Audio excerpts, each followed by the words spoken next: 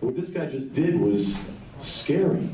And the talent that he has, and I'm going to stop in a minute, let him talk and answer questions, but I said this to him, and I'm going to say it to you because I really believe this. Like, this guy's ceiling is higher than anyone I've seen in a long, long, long time. And it was an honor to promote this fight tonight, and an honor to promote you tonight. It was.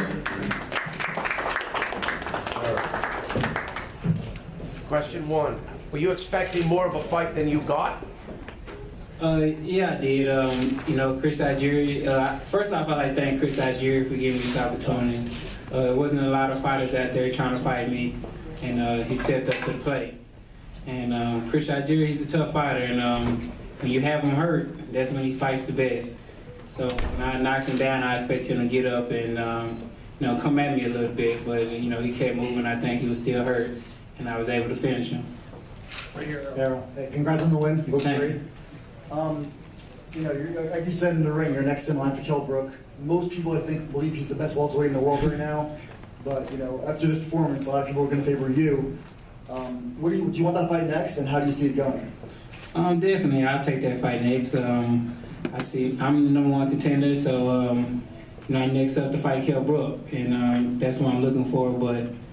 And how that fight will go, I will win. You know, Kell Brook's a good fighter, taking nothing away from him, but I believe in my abilities and I believe what I can do in the ring. And two-part question. One, will you travel to England for the fight? And two, what do you think Kell Brook is thinking after watching this fight, or when he watches it? I don't know what Kell Brook is thinking, but you know, that's negotiations. I let my camp deal with the negotiations. If he comes here, then I'll fight him here. If I have to go over there, then it is what it is. I'm not scared of Kell Brook. I'm not scared to go over there to England and bring the title back. Given that this is a year when a lot of welterweights are in action, started out with Kell Brook, Danny Garcia winning, Jesse Vargas, obviously Pacquiao, Bradley, and those guys, and now this follows up with Thurman and Porter. How much does this performance, Lou, any of you guys can answer, change the narrative for that fight and every other fight? I mean, this is right in the middle. You make this statement, you don't even have a title. Let Lou answer. No, you answer too. I'll let him answer first. I mean, first of all, I don't think Kell Brook can want any piece of it. I mean, honestly. And I was like, I'll be honest, I was a little shocked tonight. I mean, I thought he was going to win. I mean, I sort of like, I have great respect for Chris, you know.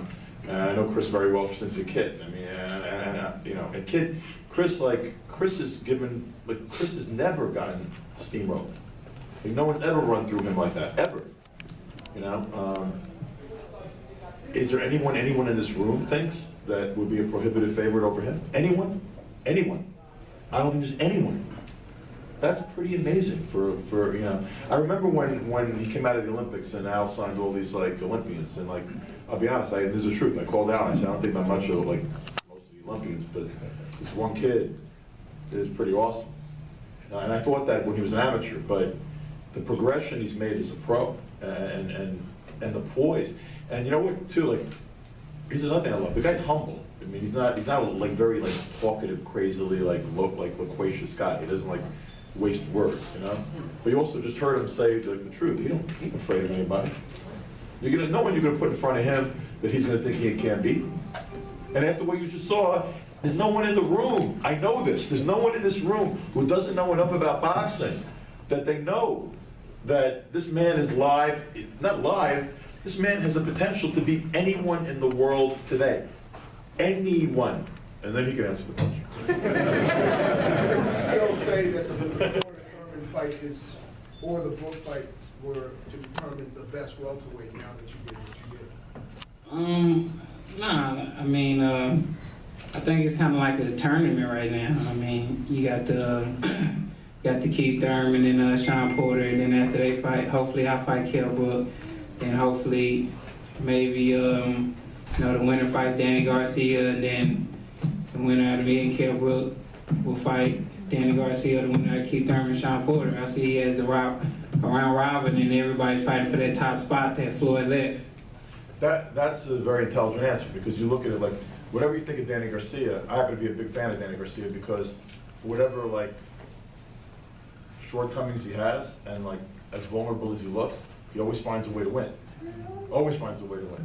And then Thurman and Porter, which is going to be in this building on June 25th, and another show that's going to be it's going to be top to bottom as good as this show was tonight. That fight's awesome. You know, it really is. I mean, it's like I don't know who's going to win, and most people don't know who's going to win. And for the time being, right now, that's the best fight you can make in the welterweight division right now. And that's happening June 25th. I'm sure he's going to be sitting ringside. You know, but then the winner of that fight is going to have to look down in the crowd and see him.